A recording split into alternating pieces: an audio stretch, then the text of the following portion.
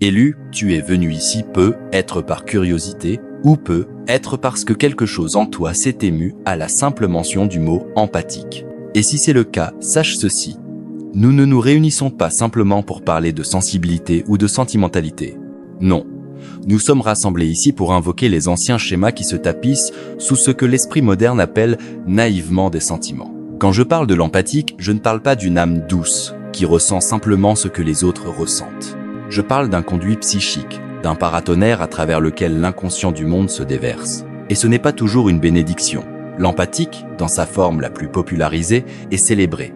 Pourtant, nous devons nous méfier des concepts rendus trop facilement digestibles par le collectif. Quand une chose devient populaire, elle a généralement été dépouillée de sa puissance. L'empathique, tel que je l'ai rencontré à travers les rêves, la patience et les visions archétypales, n'est pas une caricature spirituelle souriante. Non. Le véritable empathique est un porteur de poids, un transporteur d'ombre qui ne lui appartiennent pas, et il est souvent inconscient des forces qui l'ont possédé. Pour comprendre cela, nous devons regarder au-delà du personnel, au-delà même de l'interpersonnel. Car l'empathique n'est pas seulement psychologiquement accordé aux autres, il est inconsciemment vulnérable aux courants archétypaux qui animent ces autres. Imagine un guérisseur de village à l'époque des grandes tempêtes, agenouillé dans un champ et vomissant du sang. Non parce qu'il est malade, mais parce que la terre elle-même est tombée malade. Tel est l'empathique. Il transmute ce qu'il ne possède pas. Il ressent ce qui ne lui a jamais appartenu. Et s'il ne prend pas conscience de cette fonction, il est condamné à en être dévoré. Dans l'un de mes rêves anciens, bien avant que je n'aie les mots pour définir les archétypes, j'ai vu une femme debout sur un pont au-dessus d'un abîme. Elle n'avait pas Dieu. Ses mains étaient tendues devant elle, tremblantes, comme si elle cherchait à la fois de l'aide et repoussait quelque chose. En dessous d'elle, dans la fosse obscure, des voix, de nombreuses voix, criaient dans le désespoir, le manque, la confusion. La femme ne pouvait pas les voir, mais elle les ressentait et son corps portait la douleur de chaque cri comme une blessure. Cette femme est l'empathique. Son aveuglement n'est pas littéral. C'est l'aveuglement face à l'origine de sa souffrance. Elle ne sait pas où les voix s'arrêtent et où elles commencent. Elle est l'éponge psychique, mais personne ne lui a appris à s'essorer. Il y a un grand danger à être un vase ouvert sans la sagesse du vase. Tu vois, l'inconscient n'a pas de boussole morale. C'est un chaudron, à la fois sacré et chaotique. Quand un empathique s'ouvre au matériel psychique d'un autre, que ce soit intentionnellement par compassion ou involontairement par perméabilité énergétique, il invite en lui la matière non digérée de l'ombre de cette personne. Et la plupart des gens marchent sur cette terre avec des ombres qui traînent longuement derrière eux, intouchés, non aimés, craintes. Ce qui est non aimé chez une personne cherche refuge chez une autre. Et l'empathique, s'il n'est pas gardé, devient ce refuge. Il existe une histoire issue du droit tribal africain, que j'ai rencontré dans mes études. Un jeune rêveur marchait aux abords de la forêt et entendait les cris d'esprits sans nom. Ces esprits lui chuchotaient à l'oreille, non avec des mots, mais avec des sentiments, des vagues soudaines de chagrin, de terreur, de manque. Le rêveur commençait à pleurer à des moments inattendus, à trembler dans le calme, à rire quand personne n'avait parlé. La tribu, craignant une possession, convoqua l'ancien. L'ancien n'exorça pas les esprits. Il apprit aux rêveurs à dialoguer avec eux, à les nommer. Telle est la leçon que je te transmets maintenant. Être un empathique sans discernement, c'est devenir un terrain de jeu pour les archétypes dépossédés. Mais être un empathique qui nomme ce qu'il porte, c'est la voie de l'alchimiste. Tu pourrais penser qu'il suffit de dire « je ressens ce que les autres ressentent ». Mais tu dois aller plus profond. Pourquoi le ressens-tu ? Par où cela entre-t-il en toi ? Et qu'en fais-tu ? Car l'empathie peut être une possession subtile. L'inconscient est un esprit rusé. Il n'arrive pas toujours avec des cornes et des flammes. Parfois, il vient sous forme d'une compassion si écrasante qu'elle te noie. Parfois, sous forme d'un besoin d'aider si compulsif qu'il détruit tes propres limites. Parfois, sous forme d'un amour pour une personne dont l'ombre s'est accrochée à ton âme et a pris ton corps pour son cimetière. J'ai vu des empathiques tomber amoureux des personnes même qui les détruisent. Non par faiblesse, mais parce qu'ils ont été inconsciemment séduits par les blessures de l'autre. Ils ressentent la douleur et, en la ressentant, deviennent le soignant, le sauveur, l'éponge silencieuse. Mais il y a là un mariage sombre. Ce que j'ai appelé l'enantiodromie, le retournement dans l'opposé. Le guérisseur devient le blessé, le porteur de lumière devient l'hôte de l'ombre d'autrui. Et plus cette dynamique inconsciente persiste, plus l'empathique commence à perdre le fil de qui il est véritablement. Si tu es un empathique, tu dois comprendre que ton don n'est pas simplement émotionnel, il est psychique et archétypal. Tu es accordé non seulement aux sentiments, mais aux courants collectifs qui façonnent l'humanité elle-même. Quand quelqu'un entre dans ta présence, ce n'est pas seulement son sourire ou ses larmes que tu enregistres. C'est sa lignée, ses dieux enfouis, ses vies non vécues. Et tant que tu n'as pas pris contact avec ton propre inconscient, tant que tu n'as pas traversé les enfers de ta propre psyché, tu seras submergé. Il existe une tentation dans le monde spirituel d'idéaliser la sensibilité, de la porter comme un badge. Mais dans le monde de l'âme, aucun don n'est purement lumineux. Toute lumière projette une ombre. Et l'empathie peut, être plus qu'aucune autre fonction, invite l'ombre à la surface. Sais-tu ce qui arrive quand une personne refoule la rage pendant des années? Elle ne disparaît pas, elle attend. Elle trouve un foyer dans le champ psychique. Et quand une telle personne rencontre un empathique, surtout s'il est inconscient de sa propre colère non résolue, cette rage saute. Elle bondit comme le feu sur du bois sec. Et l'empathique, submergé, peut commencer à se sentir irritable, déprimé, enflammé, sans réaliser qu'il porte une flamme qui ne lui appartient pas. J'ai autrefois accompagné une femme qui pleurait sans cesse. Chaque fois qu'elle entrait dans mon cabinet, les larmes coulaient avant les mots. Au début, elle se croyait blessée par ses parents, ses amants, son monde, et il y avait effectivement des blessures. Mais ce qui se révéla au fil des mois d'une descente prudente fut ceci. Elle avait pris sur elle le chagrin non pleuré de sa mère, de sa grand-mère et de toute la lignée de femmes qui l'avaient précédée, toutes interdites de pleurer. Elle était devenue le vase d'une ombre générationnelle. Et, en portant leur chagrin, elle avait perdu le langage du sien. Empathique, si tu ne délimites pas ce qui est tien de ce qui leur appartient, tu te noieras dans une mer de fantômes sans nom. Le don de ressentir est sacré, mais la sacralité exige une structure. Le vase doit être assez solide pour contenir le feu, sinon le feu consume. Il y a un autre rêve que je dois te partager. Un homme se tient dans une cathédrale faite de miroirs. Il marche et chaque pas résonne de voix inconnues. Il se tourne vers un miroir, s'attendant à voir son reflet, mais il voit un enfant qui pleure. Dans un autre, un soldat qui hurle. Dans un autre, une mère mourante. Tous ces visages le fixent, et il ne sait pas qui ils sont. Il commence à crier « Lequel est moi ?» Mais les miroirs ne répondent pas. Ils ne font que refléter. Cela aussi est l'empathique. Perdu dans les miroirs des mondes intérieurs des autres, incapable de se souvenir du visage qu'il portait avant de commencer à ressentir la douleur de tous. Si cela résonne en toi, tu dois te demander « Quel travail ai-je accompli pour me connaître moi-même ?» Non pas par des affirmations ou des étiquettes identitaires, mais dans le creuset de la confrontation. As-tu pénétré dans ton propre enfer et dialogué avec ton ombre? As-tu reconnu les parties de toi qui utilisent l'empathie pour se sentir important, nécessaire, voire sain? As-tu affronté le plaisir sombre qui surgit parfois quand tu es le seul à comprendre la douleur d'un autre? Ah oui, même l'empathique n'échappe pas aux motivations d'ombre. Parfois, l'acte d'aider les autres est une façon d'éviter le soi. Parfois, le fardeau de porter la souffrance de tous est plus réconfortant que le silence de faire face à la sienne. Nous sommes d'étranges créatures. Nous habillons notre évitement de vertu et l'inconscient, toujours subtil, sourit derrière le voile. L'empathie n'est pas le salut, c'est un seuil. Pour le franchir avec sagesse, tu dois apprendre l'art des limites. Non les murs rigides de la défensive, mais la membrane poreuse et discernante de l'âme individuée. Dire « Je te ressens, mais je ne deviens pas toi ». Dire « Je vois ta blessure, mais je ne l'héberge pas dans ma psyché ». Dire « J'offre la présence, non la possession ». Et ceci, je crois, est le but ultime. Non pas absorber l'autre, mais le témoigner. Il n'y a pas de plus grande tragédie pour l'empathique que de devenir invisible à lui-même. Être si profondément fusionné avec la souffrance des autres que sa propre âme s'efface en un murmure. Et pourtant, cela arrive chaque jour. Dans les mariages où un partenaire porte les émotions de l'autre comme un serviteur impayé. Dans les familles où l'enfant le plus sensible devient inconsciemment le régulateur émotionnel de toute la maison. Chez les thérapeutes, les enseignants, les ministres qui confondent compassion et attachement émotionnel excessif. Cette confusion n'est pas bénigne. C'est une possession archétypale. L'empathique sans le lest du travail intérieur se fait absorber par l'archétype du guérisseur blessé, connu dans le mythe sous le nom de Chiron. Et quand Chiron s'élève dans la psyché sans être examiné, il exige la souffrance comme un droit au sens. On commence à croire qu'on est destiné à souffrir, que sa valeur réside dans sa capacité à souffrir aux côtés des autres, voire à leur place. C'est une distorsion. C'est l'ombre du complexe du guérisseur où l'identité se trouve enchaînée à la douleur. Non la douleur transformative consciente du travail d'ombre, mais la réitération infinie d'un service inconscient à la brisure des autres.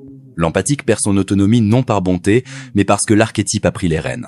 Tu dois comprendre que les archétypes ne sont pas des métaphores. Ce sont des patterns vivants d'énergie psychique, plus anciens que le langage, plus anciens que l'histoire.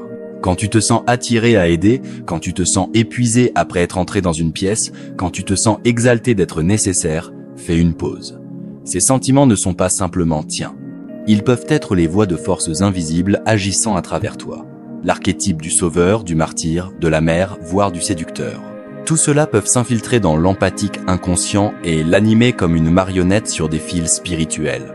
Mais les marionnettes ne se réalisent pas pleinement. Elles jouent un rôle. Pour devenir entier, l'empathique doit entreprendre l'acte sacré et dangereux de la séparation. Séparation non de l'amour, mais de l'entrelacement. Non de la présence, mais de la fusion. Ce n'est pas de la froideur. C'est de la chaleur avec une colonne vertébrale. C'est se tenir face à l'angoisse d'un autre et dire « je ne t'abandonnerai pas, mais je ne saignerai pas pour toi ». C'est ressentir la vague immense du chagrin non dit de quelqu'un et dire « je m'assiérai à tes côtés, mais je ne deviendrai pas l'océan ». Il y a une image qui surgit maintenant. Un rêve d'un de mes patients, une forêt ancienne et emmêlée, aux racines qui s'étendaient comme des doigts à travers le temps. Au centre, un puits de pierre, profond, sans fond. Autour, les empathiques étaient assis, hommes et femmes, les mains en coupe sur leur cœur, pleurant. Et dans le puits, les ombres de ceux qu'ils aimaient. Les empathiques se penchaient, espérant que s'ils pleuraient assez, s'ils prenaient assez soin, ils pourraient attirer ces ombres vers la lumière. Mais le puits n'avait pas de fond, et les larmes le nourrissaient. Cela aussi arrive quand l'empathie devient compulsive. Elle nourrit les ténèbres, même qu'elle espère rédimer. Car il y a un secret que peu osent dire. Tout le monde ne veut pas être guéri. Toute âme n'est pas prête à s'éveiller. Et l'empathique qui confond son don avec une responsabilité passera sa vie à tenter de tirer les récalcitrants des profondeurs et en faisant cela, sera tiré vers le bas lui-même. Tu dois discerner. Ton empathie libère-t-elle ou piège-t-elle? Ton empathie honore-t-elle le chemin de l'autre ou le viole-t-elle en exigeant qu'il soit ailleurs? Même la guérison peut devenir contrôle quand elle naît de la peur.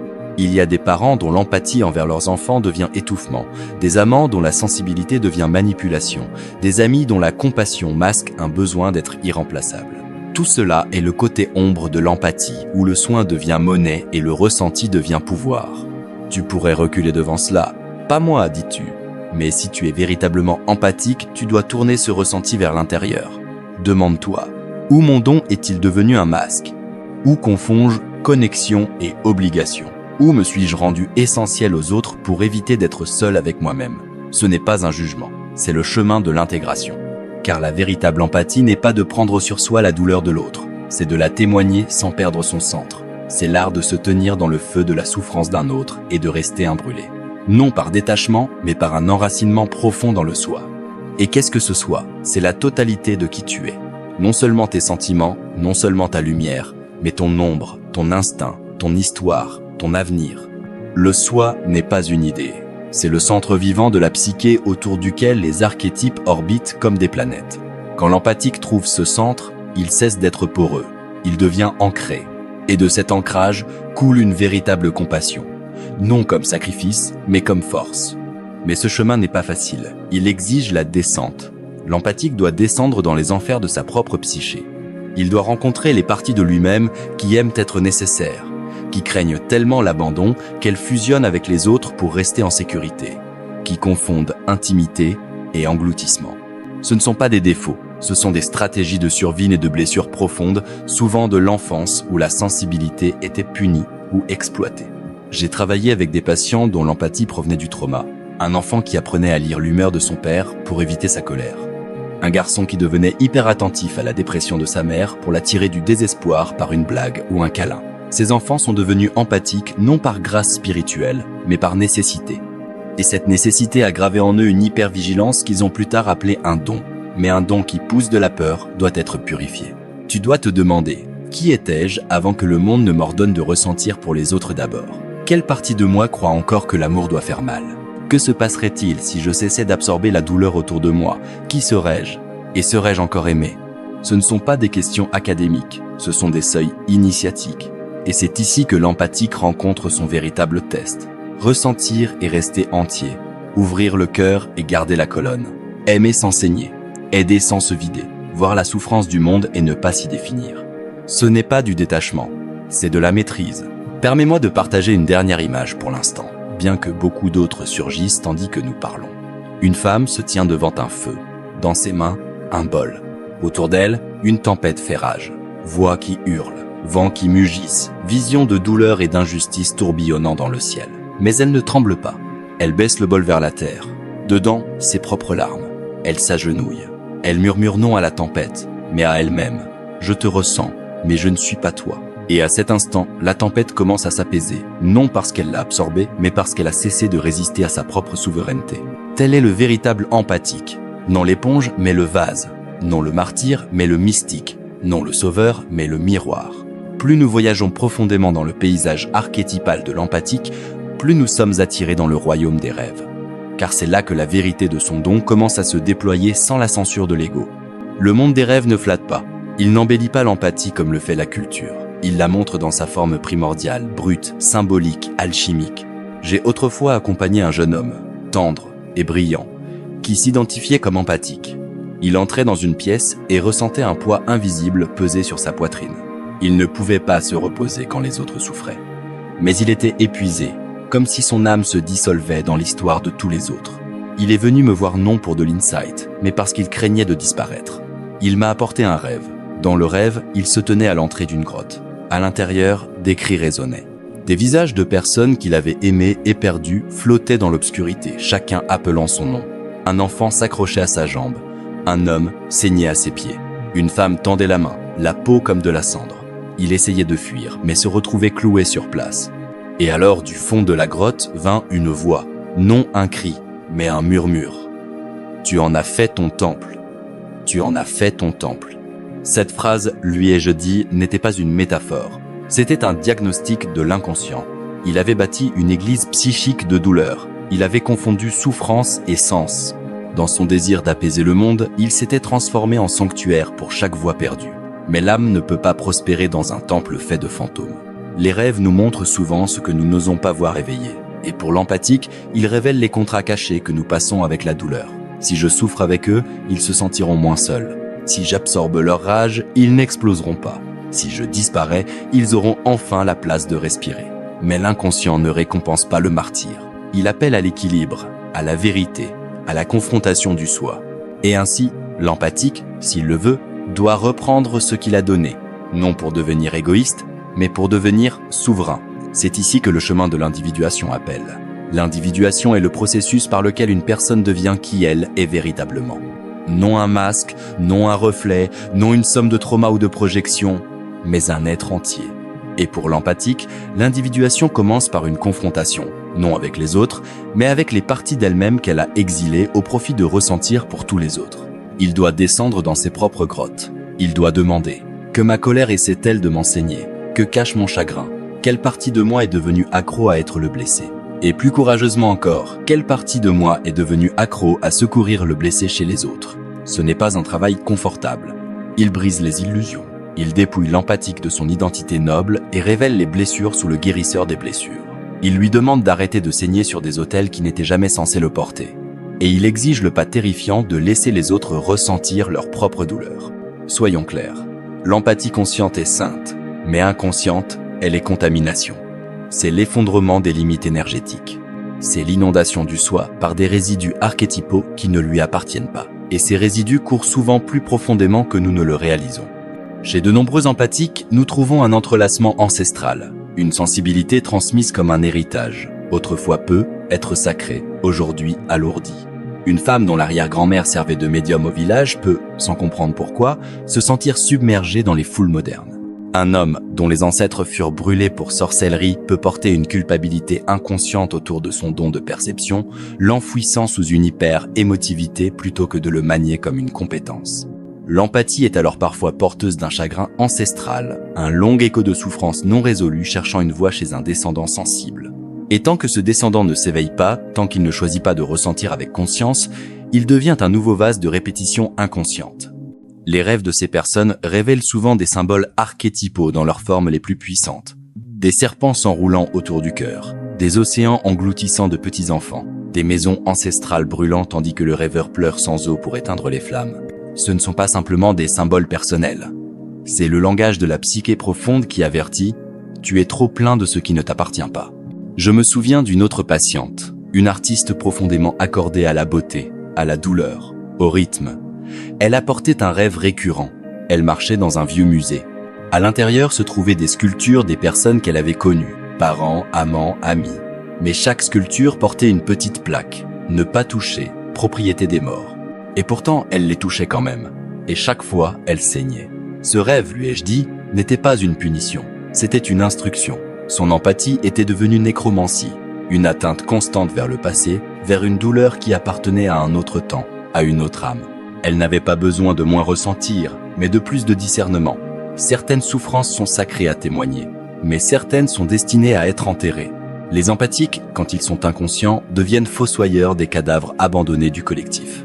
Ils marchent sur le champ de bataille psychique et prennent chaque soldat blessé pour une âme qu'ils doivent sauver. Mais toute douleur ne cherche pas la guérison. Certaines cherchent l'extinction. Et interférer avec cela, c'est jouer à Dieu dans un théâtre que nous ne comprenons pas. Alors quoi? Devons-nous endurcir nos cœurs, nous détourner des blessés pour nous protéger jusqu'à ce que plus rien ne puisse nous toucher? Non. Nous devons raffiner notre empathie pour la transformer d'éponge en épée, de plaie ouverte en miroir écoutant, de martyr en mystique. Le véritable empathique n'est pas fragile. Le véritable empathique est initié. Il a marché à travers les royaumes d'ombre et a revendiqué sa propre douleur. Il s'est tourné vers l'intérieur et a affronté ses besoins non comblés. Il a dialogué avec sa rage, sa honte, sa terreur. Et grâce à cela, il ne confond plus empathie et entrelacement. Il peut ressentir sans tomber. Il peut témoigner sans absorber. Il peut aimer sans perdre. Et de cet endroit, son don devient non plus un fardeau, mais une lampe. Il illumine sans brûler. Il guide sans traîner. Il offre la présence, non le sauvetage. Et surtout, il se souvient que ce n'est pas son travail de porter le monde. C'est sa tâche de se porter soi-même avec une telle intégrité que le monde se souvienne comment se porter lui-même. Nous voici au seuil, non du désespoir, mais de la transfiguration. Tout ce qui a été dit, tout ce qui a été déterré des grottes de ton monde intérieur, demande maintenant une seule chose. Non l'admiration, non l'analyse, mais l'incarnation. L'empathique qui a traversé les ténèbres, qui s'est tourné vers l'intérieur avec une honnêteté sans faille, émerge non comme un guérisseur brisé ou une éponge perpétuelle, mais comme quelque chose de bien plus rare, une présence initiée, un vase vivant du soi qui comprend que l'empathie n'est pas absorption, c'est alchimie. C'est le feu à travers lequel la souffrance est reconnue, non adoptée, témoignée, non possédée, transformée, mais jamais volée. Quand l'empathique devient conscient, il n'entre plus dans les pièces en scannant silencieusement la douleur à réparer. Au contraire, il marche comme un miroir, non ceux qui renvoient les blessures, mais ceux qui montrent aux autres ce qu'ils ont oublié d'eux-mêmes. Il devient ce que j'ai appelé le mystique blessé. Non parce qu'il continue à saigner, mais parce que ses cicatrices sont devenues des symboles. Symboles d'avoir survécu à l'union avec l'inconscient et d'être revenu avec la sagesse. Il y a cependant un danger subtil ici, car à mesure que l'empathique s'autonomise, un autre archétype s'éveille des profondeurs. Le magicien, celui qui a vu à travers l'illusion et appris les secrets de l'échange énergétique, celui qui peut parler à l'ombre d'un autre, sans broncher. Mais ce magicien, s'il n'est pas ancré dans l'humilité, commence à croire qu'il est au-dessus de la souffrance. Il se laisse séduire par l'insight. Il transforme la sagesse en arme. L'empathie devient manipulation. Et le cycle se répète, cette fois avec des déguisements plus habiles. Alors prends garde. L'initiation n'est pas un badge final, c'est une vigilance à vie. Être un empathique conscient, c'est se réveiller chaque jour et se demander « est-ce mien ?» Ressens-je ou fusionne-je? Guéris-je ou contrôle-je? Suis-je présent ou performe-je? Ces questions ne sont pas des signes de doute, ce sont des signes de maturité. L'empathique conscient n'a plus peur d'être incertain. Il ne se précipite plus pour apaiser ou réparer. Il laisse place au silence. Il laisse l'autre être brisé sans se ruer comme sauveur. Il fait confiance à l'intelligence propre de la psyché, sachant que parfois la douleur est la porte, non l'ennemi. Et qu'en est-il des relations? Là aussi, tout change. L'empathique inconscient est attiré par les blessés, les chaotiques, les narcissiques, non parce qu'il est naïf, mais parce qu'une partie de lui croit devoir prouver sa valeur par l'endurance. Il est attiré par ceux qui reflètent son enfant intérieur non guéri, celui qui a appris que l'amour doit être gagné par la souffrance. Mais l'empathique conscient commence à désirer la clarté. Il recherche ceux qui le voient, non seulement ceux qui ont besoin de lui. Il construit des liens enracinés non dans le trauma, mais dans la vérité. Et si la solitude vient, il ne la remplit plus des fantômes d'âmes brisées. Il s'y assied. Il écoute. Il laisse le silence parler. C'est ici que l'empathique récupère son véritable don. Non comme récepteur de douleur, mais comme révélateur d'âme. Il ne tamise plus son intuition pour garder les autres à l'aise. Il ne contorsionne plus ses limites pour éviter l'abandon. Il comprend que dire non n'est pas un rejet, c'est la protection du sacré en lui. J'ai autrefois rêvé d'un lac immobile, argenté, infini, Sur ces rives se tenaient ceux que j'avais connus, étudiants, patients, moi-même à différents âges. Chacun regardait dans le lac en espérant trouver des réponses, et au centre se tenait une unique figure, intacte, sans une ride ni un vent. Elle ne disait pas un mot, elle était simplement. Et tous ceux qui regardaient dans ses yeux se voyaient eux-mêmes, non leurs blessures, non leurs besoins, mais l'image de qui ils pourraient devenir. Ceci, je crois, est la destinée de l'empathique éveillée. Devenir un miroir non pour la douleur, mais pour le potentiel. Marcher non comme martyr, mais comme rappel. Ressentir non tout, mais seulement ce qui est vrai. Porter non la souffrance du monde, mais la vibration de l'intégrité. Et en faisant cela, il n'abandonne pas le chemin du ressenti. Il le transcende, il le transmute.